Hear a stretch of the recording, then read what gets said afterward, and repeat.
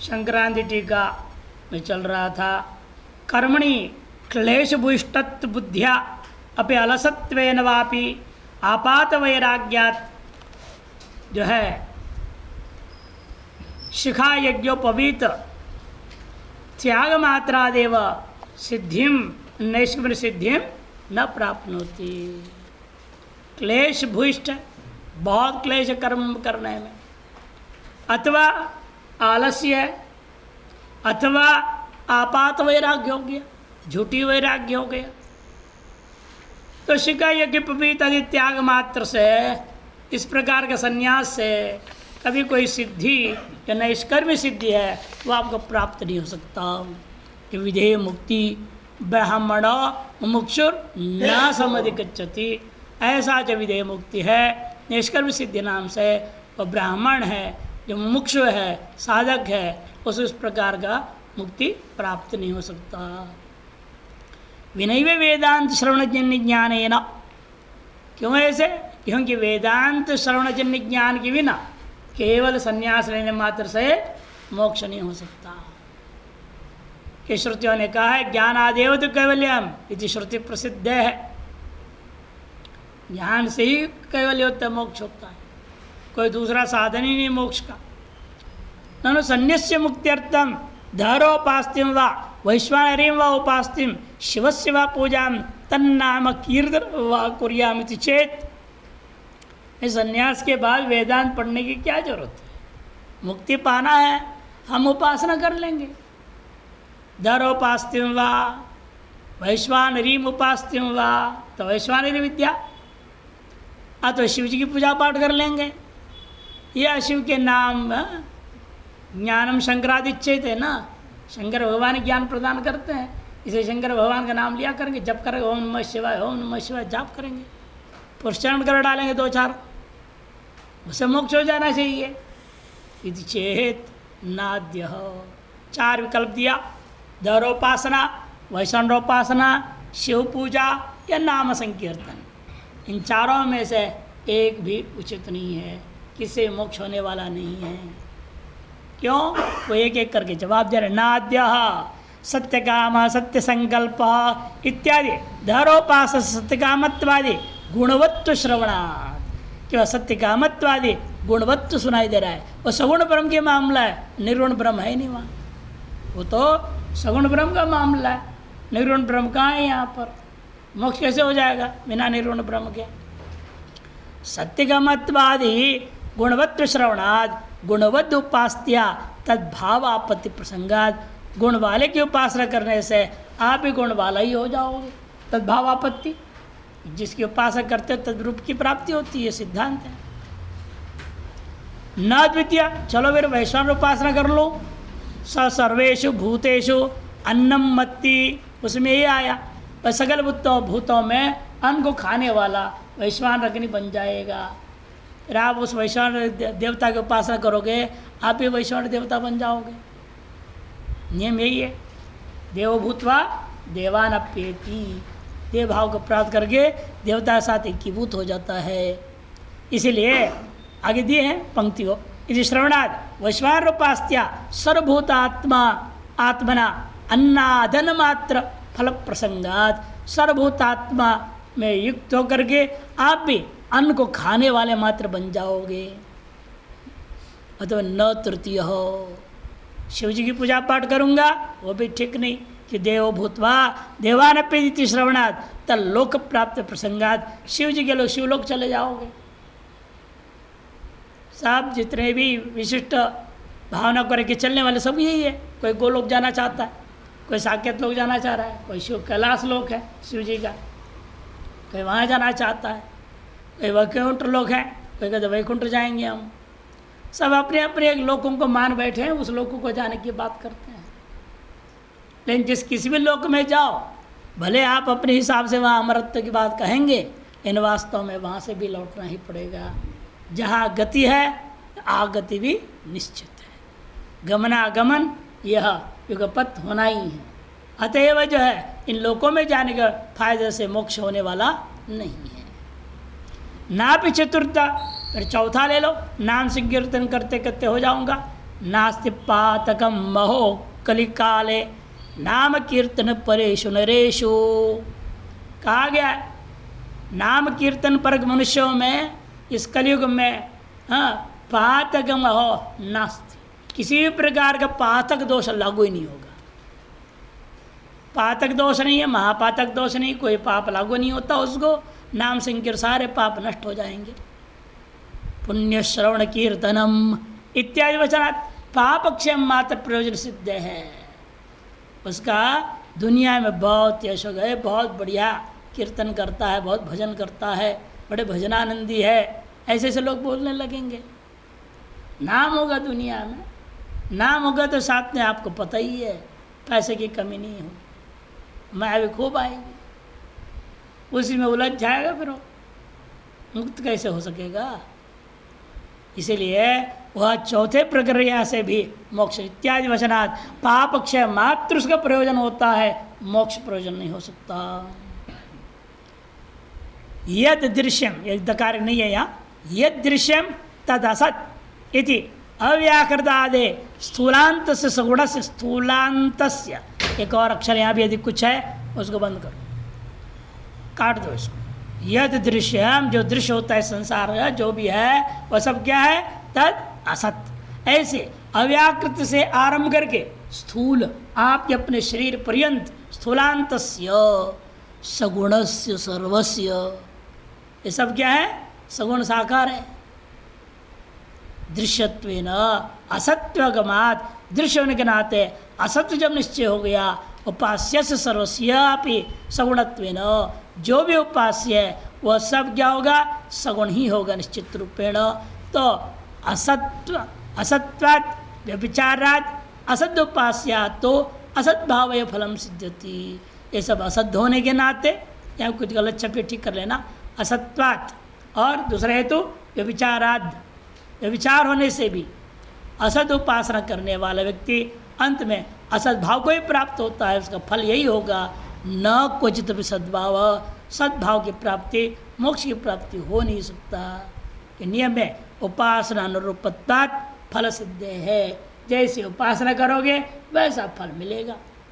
इसी गीता में कहा भी है, तम यथा यथोपासते तथैव भवति इति, यो यथा माम प्रपद्यन्ते तांसतैव भजाम्यहम्, गीता में भी है। जो जैसे जैसे उपासना करता है वैसे वैसे ही हो जाता है। असन्नेव स भवति, असन्नेव स भवति, भवना असत ब्रह्मेति चेत वेदो, ऐसे श्रुति तैतृय उपनिषद में कहा असत्य होता है जो असत रूपेण ब्रह्म को ग्रहण कर उपासना करता है, इत्यादि श्रुते है। यहाँ के भी एक संकेत करते, यो यथा माम, ये यथा माम हो गया, यो यथा माम प्रपद्यन्ते तास्तथैव भजाम्यहम्, ये यो होना चाहिए। किंच असुरिया नाम ते लोका इति न चेदि अवेदित महति वृष्टि इति आत्मतत्वज्ञानिनो असुरलोक प्राप्ति रूप महान अनर्थ श्रवणा। इतना ही नहीं, असुरिया नाम ते लोका है ना, ये सब जो श्रुतियाँ हैं ईशावास्य परिषद में, न चेदि अवेदित महति वृष्टि केनोपनिषद में इत्यादि आत्मतत्व के अज्ञानी के लिए असुरलोक प्राप्ति रूपा महान अनर्थ फल बताया गया है। अरुण मुखान यतीन साला वृकेभ्य प्रायच्छम इति, जो वेदांत से विमुख है उन लोगों को इंद्र कहता है मैं इनको कुत्तों को फेंक देता हूँ, कुत्तों के सामने खाने को। जो वेदांत से विमुख हैं उनको मैं टुकड़े टुकड़े कर कुत्तों को खिलाता हूँ। मैंने ऐसी निंदा की गई है, इन्हें वास्तव में काट के फेंकते रहते हैं। इंद्र का और कोई काम नहीं किया, ये काम है। तो राजा है, वही काम क्यों करेगा? तो कसाईयों को बोलेगा करो भाई, आदेश देगा। इंद्र क्यों करे? यहाँ पर इंद्र का नाम ले रहे। यतीन जो ऐसा यति है वेदांत से मुख और भाई बड़ा ढोंग कर रहे हैं, उन सब को मैं सालावृकेभ्य प्रायच्छम, उनको जो है गांव के कुत्तों के सामने फेंक देता हूँ। इति वेदांत मुखा नाम यति नाम इंद्र भय श्रवणाच, वेदांत से मुख्य यतियों के लिए ये महान दंड इंद्र देंगे यह मालूम है तो इस इंद्र के भय से कम वेदांत में आ जाओ। जब संन्यास ले लिया है, अब आपका जीवन में और कोई दूसरा काम नहीं है, वेदांत का ही श्रवण मंडित निध्यासन करना है, और कोई दूसरा काम नहीं। इसलिए कहते हैं प्रत्यक तत्विवेकाय संन्यास सर्वकर्मणाम श्रुत्या विधीयते तस्मात् तत्यागी पतितो भवेत्। स्पष्ट कह दिया, प्रत्येक तत्व के विवेक करने के लिए सर्वकर्मों के संन्यास का विधि श्रुतियों ने कहा है, श्रुत्या विधीयते तस्मात्। और व्यक्ति यदि संन्यास ले रहा है और प्रत्येक विवेक के लिए प्रयास नहीं करता, ऐसा जो त्यागी है तत्यागी, माने प्रत्येक विवेक का ही त्याग कर दिया, वैराग्य का त्याग कर दिया। ऐसे महान है, वैराग्य को भी त्याग देते हैं, विवेक को भी त्याग देते हैं। संन्यास लिए, विवेक वैराग्य से युक्त होकर के फिर उनके विवेक वैराग्य त्याग करके करेगा क्या? वो वापस गृहस्थी में जाएगा। ऐसे बहुत लोग कर रहे हैं, वो सब पतित हो जाएंगे। पतितो भवेत् इति यते स्वरूप विवेकाभावे पतितत्व स्मरणात्। और यति होने के बाद सर्वविवेक यदि नहीं करता है, उसके पतितत्व की स्मृतियों ने बताया। संन्यासस्यापि कर्मत्व विशेषात् तावन मात्रण मोक्ष असंभवाच्च। क्यों ऐसे? कि संन्यास भी है क्या वास्तव में? वो भी कर्मकांड है। संन्यास में होता है क्या है? विधि पालन करोगे, संन्यास दीक्षा लोगे, वो भी कर्मकांड है। आपको सफ़ेद पहना देंगे, चोटी रखवा देंगे, जनेऊ पहना करके हो जाए, चलो आप 24 घंटा गायत्री के जाप करते रहो, फिर ले जाएंगे गंगा किनारे, सब पिंडदान वगैरह करा दे, कर्मकांड कराएंगे, वहाँ भी कर्मकांड होगा। रात पे गुरुजी आएंगे, कहेंगे ना डुबकी लगाओ, और वहीं आपकी चोटी काट देंगे, जनेऊ काट देंगे, निकाह सब गंगा जी भावा देंगे, नंगा कर देंगे, कहेंगे अब जाओ हिमालय जाओ और तपस्या करो, भजन करो, ध्यान करो, हम ब्रह्मास्म चिंतन करो। जाने लगे, पहले दूसरे चेले को खड़ा करते हैं, उसको पकड़ के लाओ, और पकड़ के लाता है, लोक लज्जा से कि निवारणार्थम ये कपड़ा लो, ये पहनो और रहो, वेदांत श्रवण मनन करो, आश्रम में रहो। ये सारी जो प्रक्रिया क्या है? कर्मकांडित्व है। इसलिए कहते हैं आखिरी में संन्यासस्यापि कर्मत्व विशेषात्, संन्यास भी कर्म ही है, वो अविशेषात्, कोई विशेष अंतर नहीं अन्य कर्मों से। इस कर्म में अन्य भी कर्म है, ये भी कर्म है। इसलिए तावन मात्र न संन्यास मात्र से मोक्ष असंभवात्, मोक्ष नहीं हो सकता। संन्यास का मुख्य उद्देश्य इसलिए प्रत्येक तत्व का विवेक करना है, आपको अहम ब्रह्मास्म का चिंतन करना है, श्रवण निध्यासन करना है। तस्मात् यतेर्मोक्ष सर्वथा वेदांत श्रवणेन ज्ञानम प्रयत्नेन संपादनित सूचितम भगवता। से भगवान के द्वारा यहाँ संकेत कर दिया गया कि यति जो मोक्ष है, हर प्रकार से सर्वथा सब प्रकार से वेदांत श्रवण के द्वारा ज्ञान को ही प्रयत्न पूर्वक संपादन करनी चाहिए। न च संन्यासनादेव सिद्धिम समधिगच्छति। इन पंक्तियों के द्वारा भगवान ने यही बात कहा है। चकारस्तु त्वर्थः, चकारस तु अर्थ, चकार यहाँ तू अर्थ में है, मैंने व्यावर्तन करने के लिए इसी विपरीत का व्यावर्तन कर तू अर्थ में आया, और गलत छपी भी ठीक कर लेना। चकारस त्वर्थः, ऐसा तू अर्थ। संन्यास योगादित्यत्र ब्रह्मविदाम यतीनाम ब्रह्मणि आरोपित नाम रूप ग्रहण त्याग संन्यास शब्द उच्यते, न तो कर्म संन्यास। संन्यास योगा आदि यहाँ पर भी ब्रह्मविद्ताओं यतियों के लिए क्या कहा गया है? ब्रह्म में आरोपित जो नाम और रूप को ग्रहण किए थे अनादिकाल से, उसको त्याग करने ही का नाम संन्यास शब्द का अर्थ है। केवल कर्म का संन्यास करने में से काम चलेगा नहीं, नाम रूप का जो अभिमान है इसको भी त्यागना पड़ेगा। यतयेति पदेन एव संन्यास सिद्धत्वात्, कि यतया इस पद के द्वारा ही जब संन्यास सिद्ध था, अन्यथा पुनरुक्ति प्रसंग तस्मादिति।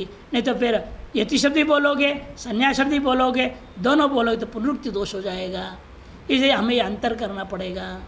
कहते हैं संन्यास सफलम वेदांत श्रवणजन्य ज्ञानम एव इति सिद्धम तार्ष्यति।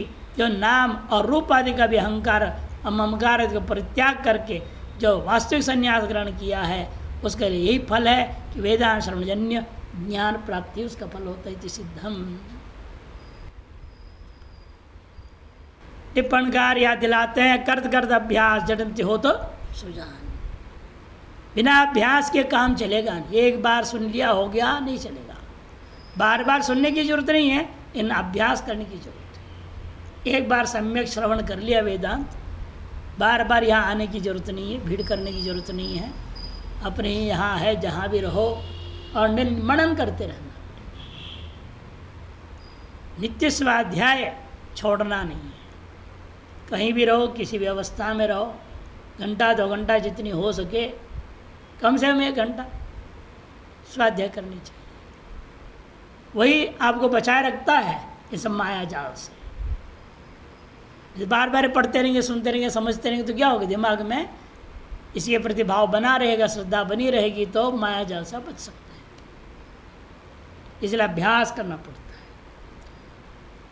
और अभ्यास नहीं करेंगे तो एक और बताया पायस, महात्मा पायस दृष्टांत, खीर का दृष्टांत दिया हूँ पहली बार, कई बार बता चुका हूँ। एक माता परम विरक्त थे, वेदांत चिंतन में लगे रहते थे। इनकी जन्म की तगड़ी वासना जग गई और ऐसी वासना थी खीर खाने की वासना जगी। और खीर खीर खीर बोलते रहता था मन। कई भंडारे में गए 2 4 6 जगह, खीर मिला ही नहीं, तो परेशान हो गया मन। और इधर भजन हो ही ना। जब बैठे मन में आवे खीर खिलाओ, खीर खिलाओ। जैसे ब्रह्मचारियों को हो जाता है, पकौड़ी खाएं, समोसा खाएं, कभी कुछ खाएं, नहीं, वासना जगती है। बड़ों बड़ों में होता है। एक बार मंडलेश्वर जी को पिज्ज़ा खाने की इच्छा हो गई, अब क्या करें। आश्रम में मंगाए तो लोग कहेंगे क्या, ऐसे गुप चुप पैदल चलते चलते अकेले रेस्टोरेंट में चले गए, पिज़्ज़ा खा के आ गए। लेकिन वो भी दूसरे छात्र वो पहुंच गए, उन्होंने देख लिया, पकड़ लिया, फंस गए। ऐसी ऐसी भी घटना होते हैं। ये वासना बहुत खतरनाक है। खीर की वासना जगी तो महात्मा क्या करे फिर। उसने भक्तों को बोला, भाई ऐसा करो 20-25 लोगों के लायक कम से कम खीर बनाई जाए और बढ़िया खीर बनाओ। वो लोग पतेला वगैरह लाए, दूध और को मावा वावा डाल के बढ़िया बनाया। उन्होंने सोचा हो महाराज जी ने 20-25 लोगों को निमंत्रण दिए होंगे, वो आएंगे। उनको आए नहीं ना, बाबा आपका काम हो गया, आप जाइए, बाकी हम देखेंगे कहाँ बांटना, कैसे बांटना, क्या तुम तो जाओ। भगा दिए और अपना खाने के लिए बैठ गए। खाते गए खाते गए खाते, कितना खाएगा मन। उल्टी होने लगी, उसी में उल्टी कर दी बर्तन में। फिर बोलेंगे मन को खाओ खाओ, खीर खाओ, जितनी मन है भर के खाओ, कर्ण भर छोड़ना नहीं। बोलते हैं ना, मन भर खाओ कर्ण भर न छोड़ो। और खो उसको फिर खिलाए, उसी में बेहोश होने तक बार बार खाते गए। बार बार उल्टी भी हो रही है, फिर भी खाए जा रहे हैं। जबरदस्ती कर दिया, इतना अति कर गए, मन खीर शब्द से घबराने लग गया। आप भी ऐसी युक्ति अपनावे, ऐसे ये नहीं कह रहा हूँ कहीं सीधा ऊपर ही पहुँच जाओ। ये युक्ति है, अपने अपने तरीके से कहने का अभिप्राय है। ये वासना का क्षय करने की तरीका है। उन्होंने उस तरह के किया।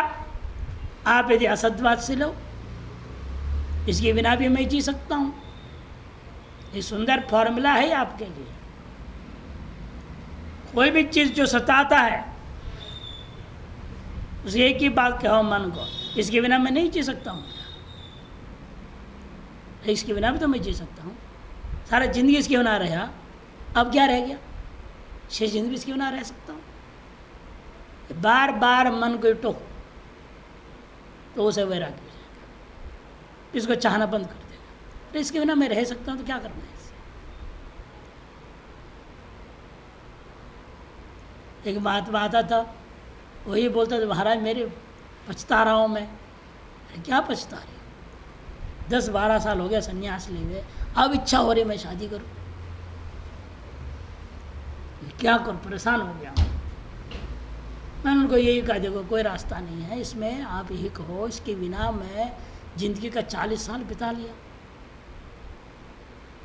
28 में संन्यास लिया, 12 साल ये हो गए, 40 साल तुम बिता चुके हो जिसके बिना, अब और 20-25 साल 40 साल भी हो, 60 साल भी हो, मान लो पूरा 100 साल भी जियोगे तो भी तो उसके बिना जी सकते हो। बार बार ये कहो मन को, और कुछ नहीं करना, जाओ गंगा किनारे बैठो ये बोलते रहे, अभ्यास करो इसे। करते करते करते वो 5-6 महीने के बाद उनके मन से पूरा ही निकल गया। फिर वो बैठते थे तो पढ़ने लगे, मन लग गया पढ़ने में सब में, नहीं तो बार बार वही आवे। और कहीं इधर उधर जाए, जो सुंदर लड़की देखी तो सोचे इसे बात कर लूँ मैं शादी के लिए। अरे सन्यासी हो गया, उसे क्या बात करेगा भाई? तो फिर डरते भी थे, ये क्या कहेगी, अरे सन्यासी अगर किसी बात कर रहे हो। डर भी होता था, इच्छा भी होती थी, बड़े उलझन में फंसे थे बेचारे। लेकिन वो इसके बिना भी जी सकता हूँ, ये साधारण सा फॉर्मूला अपनाया तो उससे विजय पा लिया। लगे 6 महीने, तब वासना खत्म हो गई। इसे इनका कहना है कि दृष्टांत से ज्ञापन होता है, जैसे आपको अभ्यास करनी पड़ेगी वेदांत तत्व अभ्यास, किंतु एतमे प्रव्राजनो लोकमिच्छन्ता प्रव्रजन्ति, इस आत्मरूपी प्रकाशात्मक लोक को चाहते हुए लोग संन्यास लेते हैं, कहा गया है।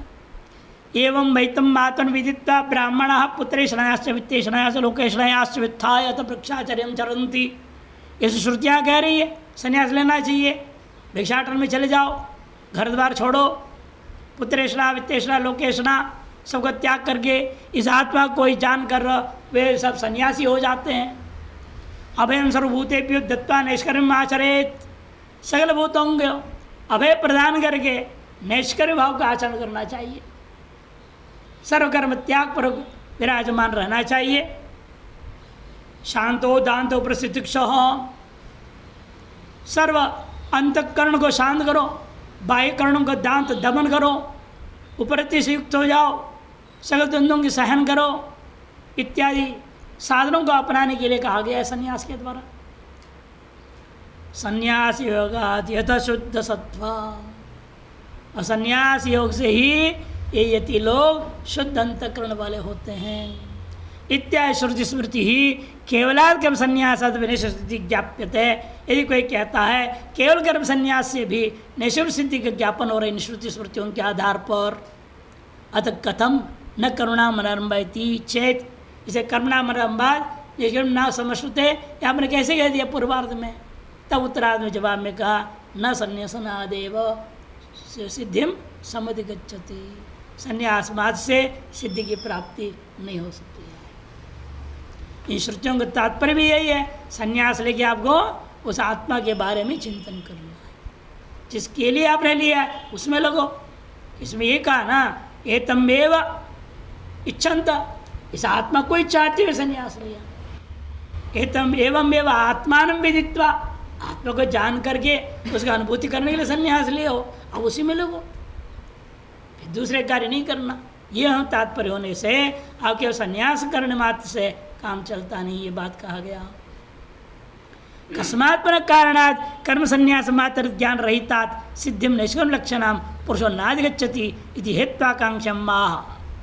5वें श्लोक के अवतरण का भाष्यकार कह रहे हैं क्या हेतु है, क्या कारण है कि ज्ञान रहित केवल कर्म संन्यास मात्र से नैष्कर्म्य सिद्धि, मोक्ष की सिद्धि नहीं होगी, पुरुष को प्राप्त नहीं हो सकता।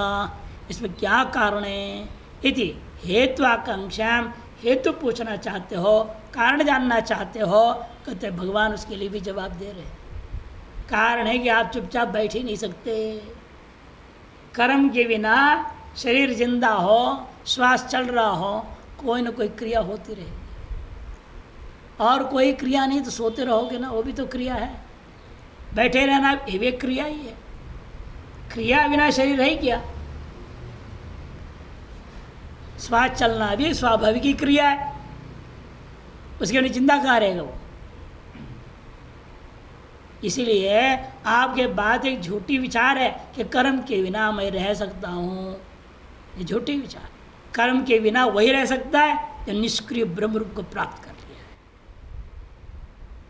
निष्क्रिय ब्रह्म है। ब्रह्म क्या है? निष्क्रिय स्वरूप है। उसमें स्थित हो जाओ, ब्रह्म स्थिति प्राप्त कर जाओ तो आप निष्कर्म हो सकते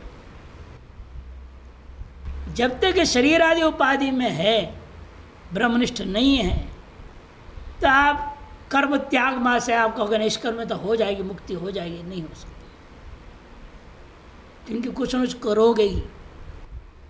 बड़े का दृष्टांत आता है ना, एक बड़े ही था, बड़े मन सुथार, लकड़ी का काम करने वाला। और रोजाना सबरे अब नहा दे, पूजा पाठ करके नाश्ता पानी करके लग जाता था काम में। उस दिन एक दिन ऐसे ही हुआ, हो गया काम करके लिए कोई काम ही नहीं था, क्या करे वो, कुछ तो करना था। अब कोई लकड़ी लिया और छीलने लगे, कुछ बनाओ, इसी को बना कर रख लो, कोई ना कोई आग ले जाएगा। इतने में बच्चा रोते रोते आ गया, घुसाया। एक तो काम नहीं, कोई ग्राहक नहीं, कौड़ी नहीं, ऊपर से चै चै भला भला परेशान है। और उसको पकड़ा, उसी को चौतट पे छीलने लग गया। करना तो था ही कुछ ना कुछ उसने, लकड़ी छिल रहा तो उसको छीलने लग गया। आप खाली बैठ नहीं सकते, आप भी छीलने लगो खोपड़ी अपनी या किसी की। या तो अपनी खोपड़ी छीलेगा या दूसरी खोपड़ी खाएगा,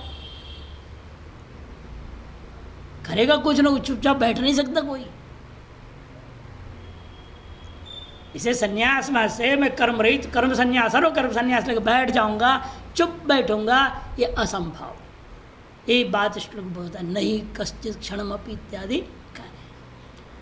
यदुक्तम सर्व कर्म संन्यासं कृत्वा हम तुष्टिम सुगमासेति, ये जो पूर्व पक्ष ने कहा था, सर्व कर्म संन्यास करके मैं चुपचाप सुखपूर्वक बैठा रहूंगा। हम तुष्टिम सुखम आसे इति तन्न, ये नहीं हो सकता। संस्कार जो प्रवृत्ति है, क्रिया यहाँ निशेष त्याग अयोगात, संस्कार जन्य आपकी प्रवृत्ति होती रहेगी। क्रिया यहाँ संस्कार जन्य प्रवृत्ति है, वे क्रिया का निशेष त्याग अयोगात, पूर्णतया त्याग आप कर ही नहीं सकते। वृत्तेर आलम्बन भावाच्च तुष्टिम आसनम ब्रह्मनिष्ठ बिना न कस्यापि घटते। वृत्ति जो है आलम्बन के अभाव में चुपचाप बैठना जो आप कह रहे हो, यह ब्रह्मनिष्ठ पुरुष के अलावा कोई दूसरे के द्वारा संभव नहीं है। ब्रह्मनिष्ठ बिना न कस्यापि घटते, दूसरे किसी में भी नहीं घट सकता।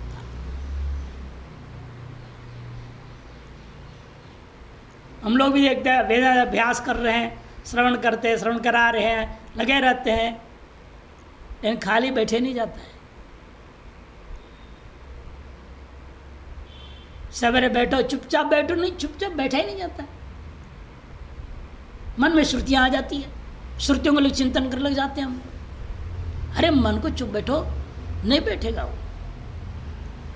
संस्कार है ना, वासना है वेदांत की, श्रुतियां लेकर बैठ जाएंगे, श्रुतियों के चिंतन करेगा, उसी को ध्यान मान लो और क्या करे।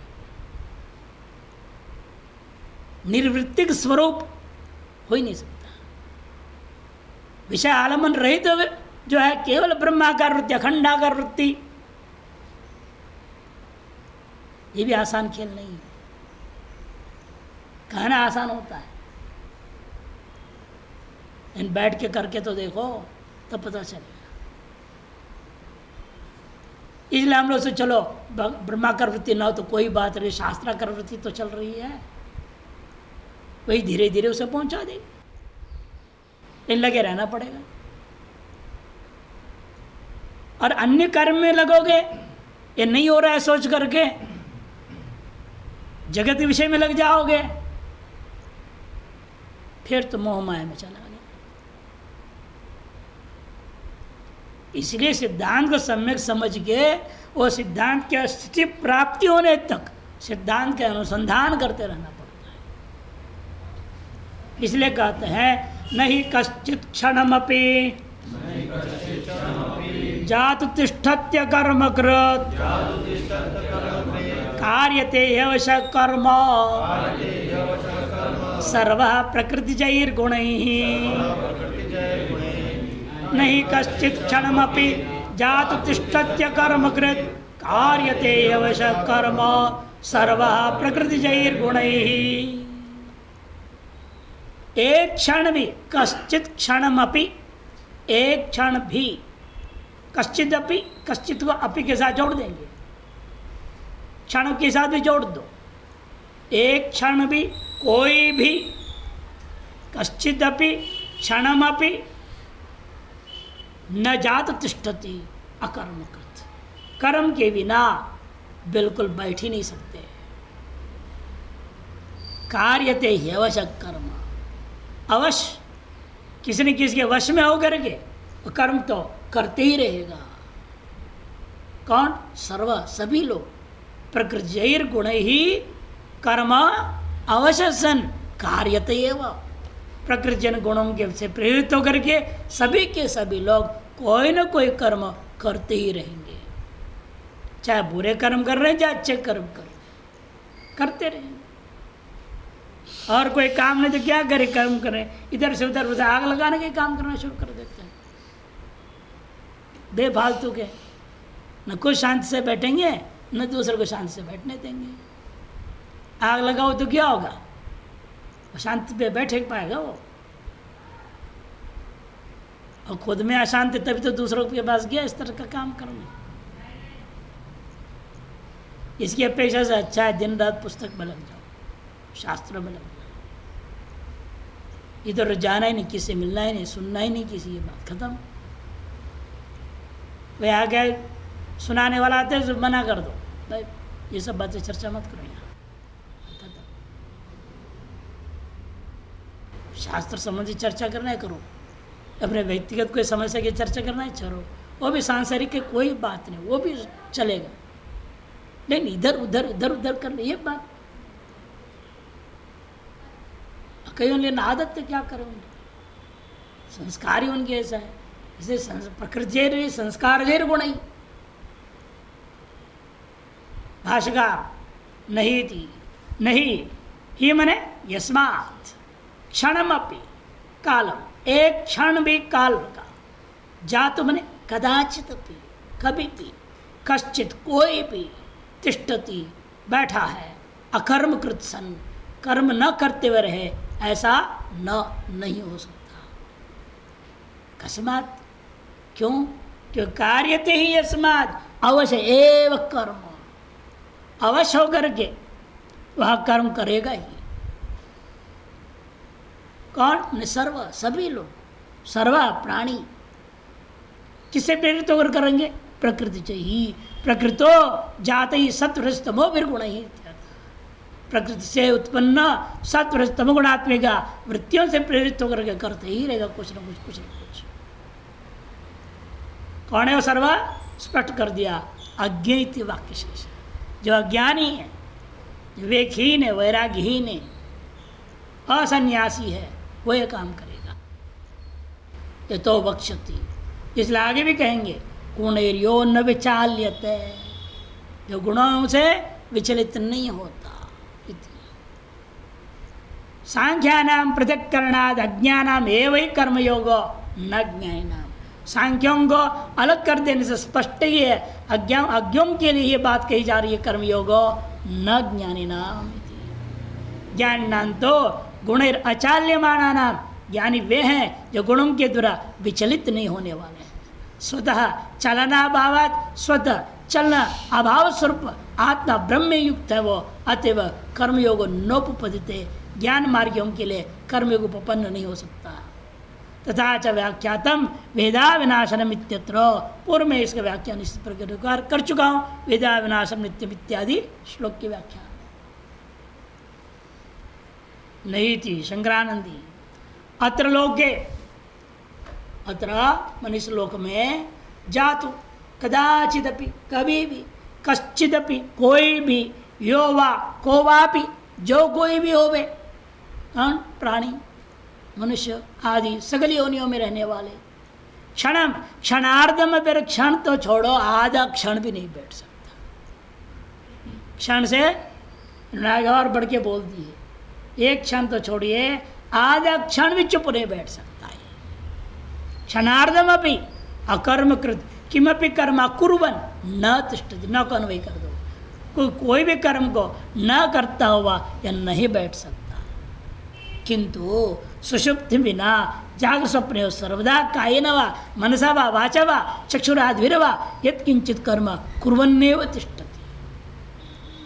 एक सुषुप्ति को छोड़ो यदि सुषुप्ति भी योग कर नहीं रहा है वास्तव में सोना भी एक कार्य है आपका आप सोने के लिए प्रयास करते हैं ये प्रयास अगर नींद ना आवे उसके लिए भी प्रयास किया गया है नींद अच्छी आवे पाठ के बीच में भी नींद आवे उसके लिए भी आपने संकल्प किया है ऐसा नहीं कि नहीं किया है तभी पाठ के बीच में नींद आती है आपने चाहा है तब तो आएगी नहीं चाहेंगे तो कैसे आ जाएगा और चाह कर भी नहीं आवे तो गोली खा लोगे तो और क्या करेगा नींद की गोलियां आते हैं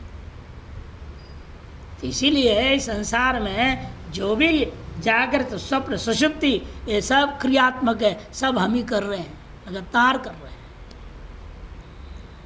सुषुप्ति में ना जागृत स्वप्न में तो कहना है कि स्पष्ट ही है सर्वदा कायेन वा मनसा वा वाचा वा चक्षुरादिर्वा यत्किंचित कर्म कुर्वन्नेव तिष्ठति कुछ न कुछ कर्म को करते हुए ही रहता है न क्वचित भी तुष्टिम तिष्ठति इत्यर्थ एक क्षण भी आधा क्षण भी चुपचाप बैठा ही नहीं रहता सोते हुए तो लगता है ये चुपचाप पड़ा हुआ है इन वहाँ सोना और भी जो क्रिया हो रही है सुषुप्त्यात्म की जो क्रिया हो रही है उसका भी कर्ता आप ही है। इस जगह ने बोलते मैं सोया था क्यों बोलते फिर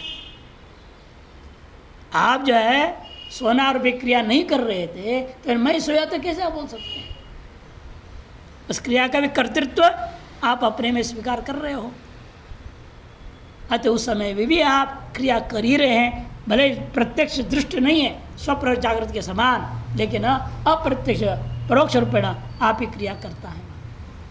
इदम सर्वं प्रत्यक्षमिति ही प्रसिद्धि द्योतनार्थ प्रसिद्धि द्योतनार्थ प्रसिद्धि हो गया है ता नहीं होनी चाहिए सा प्रसिद्धि द्योतनार्थ ही जो शब्द है नहीं ही का अर्थ कारण परक भी है अथवा ही जो है प्रत्यक्ष आदि प्रमाण से सिद्ध ये बात ये प्रसिद्धि का द्योतन करने के लिए ही आया हुआ है।